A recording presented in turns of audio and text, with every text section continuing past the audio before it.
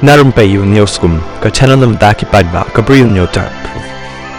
Kajinga kun persya ya ki drugs hakeleng kathan stay lamingi kanang jur kanang mi kisni tangba hakawi kajing jiapat kabapenleng ngo iki babon hakabasan ngut ki pulit jang Manipur dakabadon lang ru paduwe usaheb kila syak pensitom dakabasyak be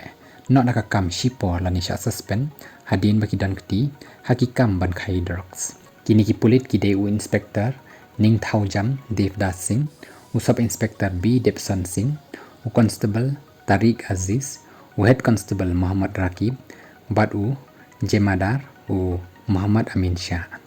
U sub inspector Debson, u day uba la deb Shah kemshi sin hausem aja katlai, hadin bawla Shah kenno bawla kit ya ki pseudo diopedrine tablet ki basyong dor hadu lai kulur tyngka. Shashnong more, kebalong ru kashnong kaput jangka Tengnopal district. Berhadin kani la syak pendam no ya ka Chief Minister's Gallantry Award kabala AU. Hau benai ningkong jong news nem la dan ru uwei u rifleman jang ka First Manipur Rifles beran hapok ka Special Branch jang ka CID u bala syak kem da ka badan lang ru shipho point RKG u methamphetamine tablet ha Kakching district.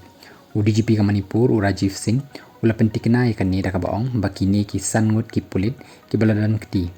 pynlait kani kakam khai drugs haka santri jong niu penai hakaba layo ru ya kiba khai drugs ha usurok ba National Highway 6 paar hakaput India ban Myanmar daka badan lang ru bat ki drugs tangba la pynlait no yaki hadin baki la siu kumba nreu lak tyngka yakini ki pulit Rajiv Singh ulong ba u drugs udai bakta abha tang ki Manipur tangba yaki jella ka than baroh ka wehi baroh baroh ki adan kti banyak kun persya yakani ka kambaman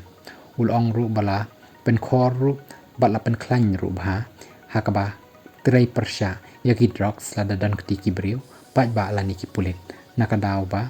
kan kta ru ya ka menri bat ya kata kapateng kabanwan